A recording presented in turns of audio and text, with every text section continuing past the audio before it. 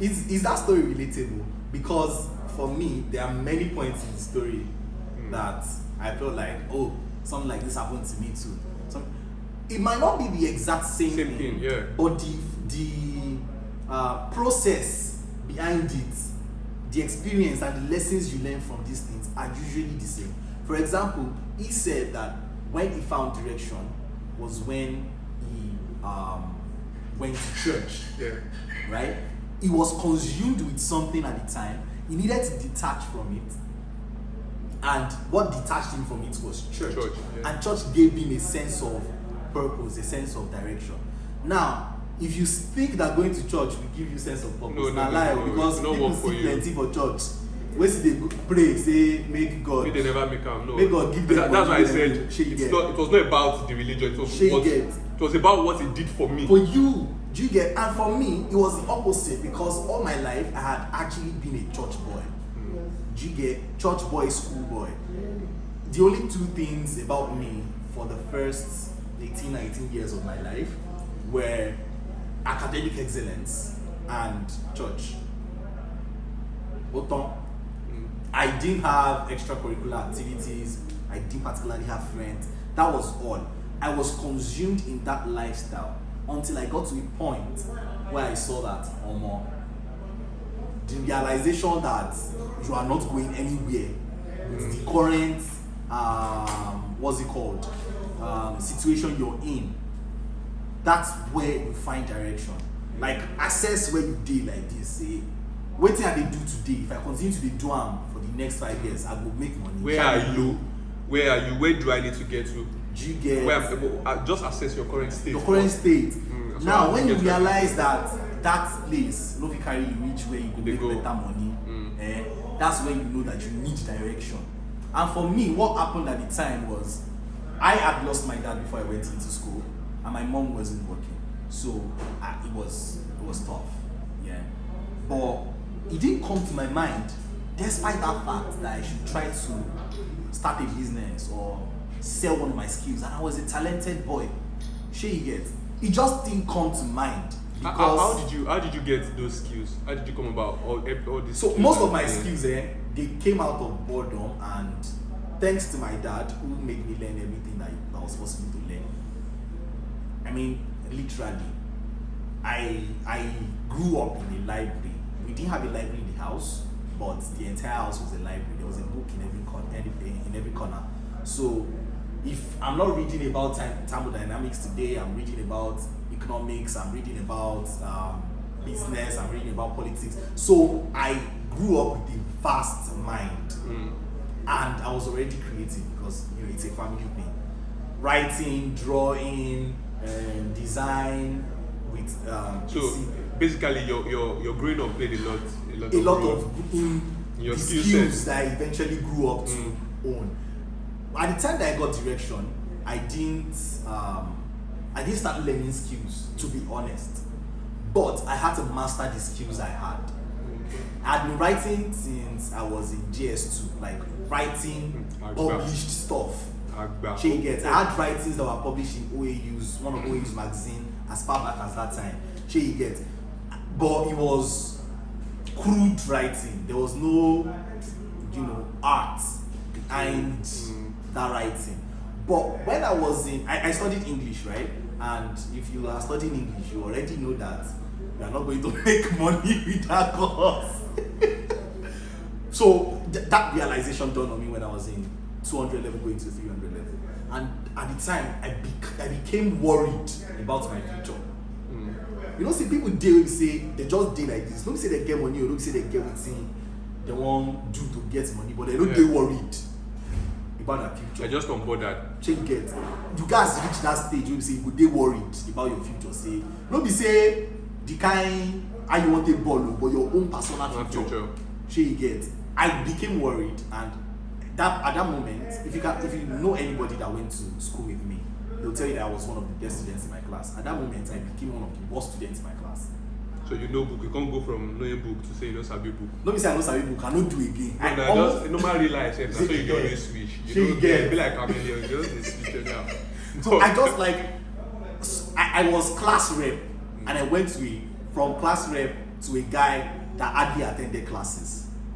Do you get? Because the change needed to be drastic for me to, position myself for the new life I was getting into. What did I know exactly what I wanted to do at the time? No. I didn't know exactly what I wanted to do. It was just one day randomly that I found. So this is the thing, you don't particularly know exactly what you're going to do to make you money, but you find something to do first. Opportunities are always around you. You go just see the one way we say it dey easiest for you to take advantage of. So I had a friend then. He used to make money from Fiverr, and I just saw him doing that stuff in front of our lecture theatre one morning. I was just like, bro, what's over? I'm waiting this thing now. Say, give me a call. He just, he gave me a little insight, but he told me enough, and enough was, I make money from this stuff. I was interested immediately because I was actively looking for Sapa. Okay, that's Sapa motivation. One day you go talk all the things we hate Sapa. That Sapa motivation. And that, sorry to cut you. That hunger is absolutely necessary. Because if you're not hungry at that point, you would not be interested in, this is they make money, how do I get it? How do I do it? You get it? Now Simeon will tell this story well. So Simeon was one of the guys I escorted with when I was in 100 level. Yeah. We broke, reach one level. The only thing we did house, Semo and Pamoe. So he comes ransack house, he comes see one small sugar. Now Baba just he bought Semo inside bowl. He comes sugar. He go fetch water. Mix am. Cerelac. I kid you not, we had taken up to 15 spoons before we started tasting what it was like. We were that hungry. Man. Like, we are taking up to 15 spoons and we're like, Simeon, this is where we dey chop. You don't go. You don't go. Man. I mean, that particular week, we had Gary for like 5 straight days. Do you get? So it was that bad. And, that can really push you to find a way to make money. That has pushed people into so many things. But let's say I was lucky, right? And immediately I found out that I could sell my writing for money. I told him to sign me up. And what happened here is that I didn't know how to set it up. So I just wanted to set it up for me if I was going to earn money, regardless of, how much percentage it was going to take. Because at the time, I was desperate and I was going to take anything. See, if you don't get choice at some time, you might have to take some ridiculous things to give you a step ahead. Do you understand? You might have to accept ridiculous offers to start up so that you can have a portfolio, so that you can have experience. As a matter of fact, you might even need to volunteer sometimes. Sure you get. So I started doing that. We shared the money I was earning, 70-30, and we were doing that. Not so long after, I figured that I could actually write songs for money, and I started doing that too. Do you understand? And I didn't know if that was what I was going to do after I left school, but I was glad I was doing something and I was still looking. And after some time, I started getting articles about business, marketing, branding, and I got one client that stayed with me. The client had lots of blogs, so each blog was for a different category. So every day I was writing an article about marketing, every day I was writing an article about branding. So I needed to learn about it. And researching for articles is just like studying for an exam, basically. Sure you get. So I was learning every day branding and marketing, and with time I just figured that I'm actually really interested in this thing, because if I have 10 articles to write, if 3 of them are business, 2 of them are marketing, and 2 of them are branding, those are the ones I will write first, and I'll finish them before morning because I work in the midnight. I know that the rest will be what I will do in the day, because that one came naturally. It now got to a point that I started researching for topics. I started writing from my head because I had studied so much. That was when I knew that, okay, instead of just writing about this topic, I can actually pursue a career in it. And that was how it happened. Do you get? Up to the point where I started an agency that offers that service in a broad scale. Do you understand? And along the line, when I met my friends today, opportunities just began to show from different places. Around that area. Do you understand?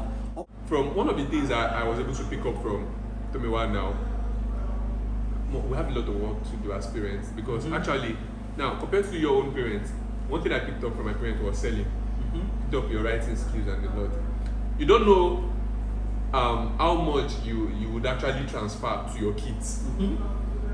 Like you don't have an idea. But if you actually don't know anything right now, like you are just wasting around now, they might even have to, like, their own journey might be as hard Other than yours. Honestly. Like, it could pick that. Now all these things, most of the things he learned from his parents, I had to learn them as an adult on my own, and he learned them naturally, which was more difficult than for me. Then, like you said, the place of that, you might not be able to go far if you are not hungry enough. Like, if you don't want to get it, like that hunger must be there. You must be like thirsty enough for it. What was making the money? Just tell me. Dive into it. Learn lessons. Know when to go out.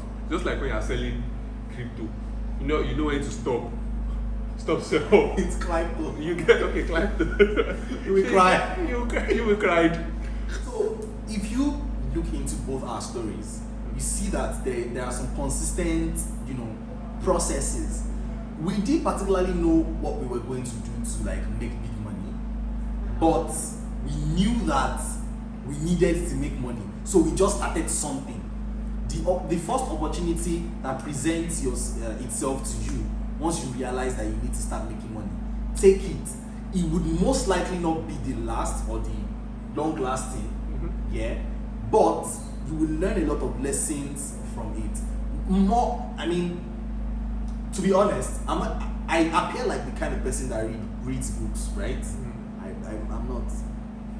I know they read book like that. Now summary I they read. Do you understand? Because I figured that, not that books are not great, books are great, but I figured that the lessons that I would learn from a book, I'll learn them in the business. Oh, okay, in the business itself, while I'm actually doing the business. Sure, you get. Now, if I read the summary of a book and I have a business to apply some of those nuggets to, I will learn faster than somebody that reads the entire book and doesn't have a business. Or you didn't even do anything with it. Sure, so one thing, let me quickly say something now. One thing that you should say, how you should say it is, read with purpose. Like if you know that act on it. If you want to make money now, go and buy a book maybe on how to sell in Nigeria by read a book that addresses that particular problem. Not just it go easy to read. Don't make it just a pick, because yes, a person go robbing, I buy 5 books, you say go buy 5 books. Peer pressure go kill you. All the people wey dey buy those books, don't say they get money. Just buy books that read what would fix your situation immediately, what you can pick action points from and like do something. I have books that I've bought over 5 years ago that I have not finished. Why? Because the reason why I think buy them, I don't solve that problem. Then I also, one thing I also pick from the story and my story is that when you start out generally, you are not going to make a great deal of money. There are people that just start out trying like that and they make a great deal of money. You might start and make little amounts, but that trust that build up, trust the process. Just trust that process. Honestly. You have to go from there. You can't just it works for some people like that. They might just start down and they land one big contract and boom, they are going. It might not work for you like that. Not a big contract. Okay. You get me now. The one thing I'm also going to say, like Sibanjo said right now, one thing you would also sell is your person. I think most of the I've gotten big funds from people that what's made them give me that was contract for the work was my person or whatever about me. The things I've been able to do. So all these things where they try, all those process, all those small business where they try, they would have like portfolio for you in big places where you need to do big things. You get when you need most of people I've worked with when I was doing small businesses. I've worked with them when I started doing big businesses. You get like you would like when Benga come to Lagos, Benga would be on one of our. So when Benga came to Lagos, and he reached out to me. He was able to reach out to me because he knew that I was also doing business. He had friends that he could stay with, but he felt like they were not like mine. So it was easy for us to partner up because like I had a record. I was doing business. He had a record too. He was doing business. Then he knew me then in school that okay, this guy, good boy, that church is good. And this thing is one thing I'm going to say about your personality. Like, how do people describe you? Who do people see you as? It matters a lot, especially when it comes to business. People are not going to trust you with big money when you don't have a good person or a good record. Honestly. So he was able to come to me because he knew I had a good record. And we also did one thing we learned over the time in business. We leveraged on each other's strengths. And to just tell you the truth, leveraging on his strength and he was also leveraging on my strength made us double the money we had been making. Honestly. We knew it, and from that we were able to open up many partnerships and partner up in different areas. And from then I told Tommy we started doing so many business together. In fact, we started putting all our businesses together. We started doing everything That's together. how the boys became a gang. We discovered that we had that strength and we just needed to just leverage on it and make money. I make money with the skills Tomiwa makes money with the skill I have. I make money with the skills Benga have. He also makes money from the skill I have. And that was like a big win for us because our income literally skyrocketed. Sure, you were correct. So like it just went up. Then one thing, apart from the beginning, we mentioned two very how should I say now? Should I say influencing or influencing figure? Factors. Mentioned parents, mentioned the church. It might not be the church that you belong to. You get. But anything really that you identify with. Maybe mosque, I don't know, or your mosque, your shrine, anything you identify with. It could be a group, maybe dance group. But now what I'm going to talk about the parents and the church. I literally said earlier that you have to be like a great parent because they're going to influence what your child will become, and raising kids are very intentional. But if you want to raise kids that are business billionaires, you have to start from when they are small. But let me put that now. I want to talk about the church. The church, I think the church does not realize the power and the sort of influence they have over people's life. You have a fellowship and you have students in this fellowship. These are people that are trying to succeed in life. One of the basic things or one of the major things that should be included in maybe your curriculum or your, I don't know, whatever you have, one of your plans or to teach them should be how they can make money. And thank God for leaders like Samadiyemi. That's teaching about leadership and all these things now. Holding conferences specifically for this. These are things that people need to become great individuals in life. And you have like 60% to 70% influence over their life, and everything you do with it is spiritual, evangelism and all these things. Imagine someone, if you are a coordinator in a fellowship, you basically don't have time for school and so many other things. Whatever your belief is, I'm not displacing. For me, one of the biggest factors for me in my story is always God. It's God. I do not displace that.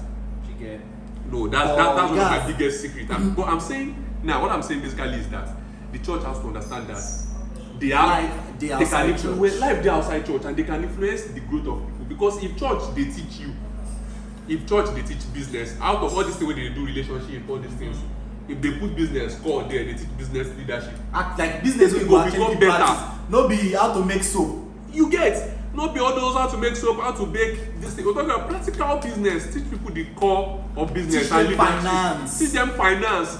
Finance is very core to making money, because no matter the amount you make, if you don't know how to manage it, it's a total mess. Your finance has to be in order. Someone was talking about two of his neighbors. One of them is always late on rent, but he earns about 400k every month. But he's still always late on rent. But there's another one that earns 150, and he drives a car, and he's never late on rent. Now, basically, how the two of them manage their finance. They get what's they call them? Side income. Side hustles. So how you manage your finance? It matter the most. It matter. And one thing the church needs to understand that if people are able to manage their finance properly, and they really become like rich and influential, it's easy to spread the gospel or whatever you believe in with influence. Influence is the difference between me going out to preach to 100 people and only one person, 5 people listening to me, and only one just follow me come church. And Bishop Oyedepo will talk to 50 people, 40 will follow him to church. Do you get? Like influence, that's influence. And in the kind of society we dey now, people would not respect you if you don't have money. So why is the church and fellowship not making finance a core? Make it a core topic. Me, I feel say honestly, this topic now topic we gats talk another day. Like we got to create a big episode. Me personally, around that church na topic wey be say I dey like sit down, like we talk am steady.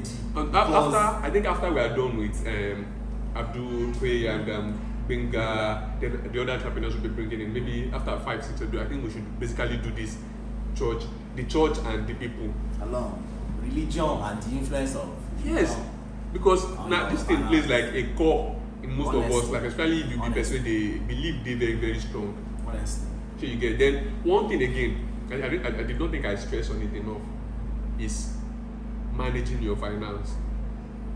Honestly, now one big thing, I would never lie, I would not lie that saving helped my life a lot. And learning finance management, I think I learned it basically from Kiyosaki. From that, I can't even remember all those things. I learned from that asset, cash flow quadrant. That was where I started learning about finance. And thank God that I learned it very early. This might be a biased opinion. Okay. Or if you don't know the cash flow quadrant, the chances of you making money and becoming rich or slim. I didn't say you cannot make money, but slim, because it has come. The cash flow quadrant has come to become a force in determining how you earn money and how you build wealth. Share you get. Yeah. And maybe I should make it look like say I just mentioned them and explain them. So basically, there are like, if you're earning money, there are 4 categories that you could fall into. Share you get. You could be an employee, you could be a small business owner, and you could be a business owner, and you could be an investor.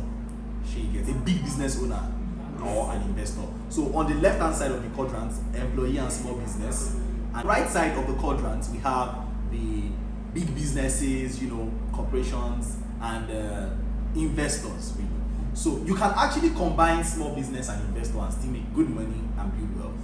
But the chances of combining employee and small business, which are on the left side, there's only a little to how far it can. I think if you okay, are you done? Finish up. So really, if you're going to make money and you want to be on that quadrant, and you are on that quadrant, you have to be on the right side or partly on the right side. You either have to have a business that has the potential of being a corporation really large, or you have investment. You get. It's either you have one or those two or both. If you have neither, chances are slim and it's honest. Then I honestly think everybody should honestly reach that quadrant, because now let me give you an example. Now I cannot remember vividly, like I have a bad memory. I cannot remember vividly with the words I read in that book. But I know that one of the things that he talked about that helped me was he talked about making money, how you should first spend that money on assets. How you should save up to achieve one particular purpose. So I knew that as I was making money first, I was not supposed to spend the money on myself or another thing. I needed to spend the money first to expand the business first. Before that I can even feed from that business. I knew that I needed to grow that business first before I can. That's being sustainable first. Yes, you get. Then one thing I would also. So okay, let me finish up with that first. So from there I was able to learn. Okay, now as I'm making money from business first, so the first thing I need to do is to first make sure that I grow this business. Then I'll pay myself a salary, something the business was paying me monthly. I was using it to feed and other things. Then also saving up. Then I knew that I was not supposed to spend on asset on liabilities. Yeah, I learned that too from there. I didn't buy car, buy all those things early enough. I knew that there was the money. When there was the money, I could have bought a car 2 years ago because I had Corolla money. But that was the money I used in opening my store. You get? But I learned that basically from Kiyosaki, which was very big. Young boys these days. It was very big for me. Corolla was your vibe. Buy the Corolla direct.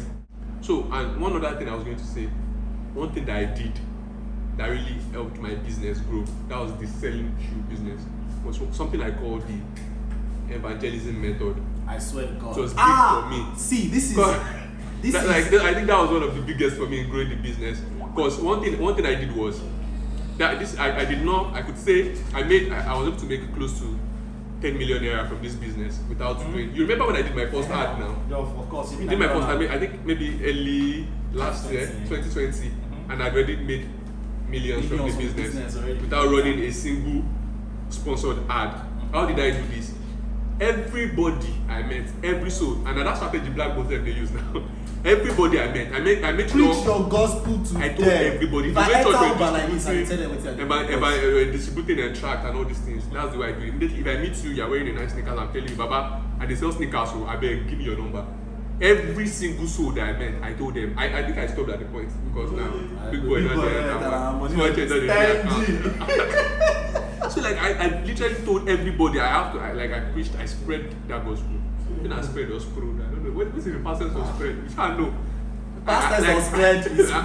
I was spread. Signed by Femi Adetayo. I tried to like spread that gospel by myself. And I told everyone. I used the evangelism method to really grow business. And everybody, most of my founding customers still today will tell you that I approached them myself. Physically. So what am I telling you? You're starting a business. Be solely big gilly.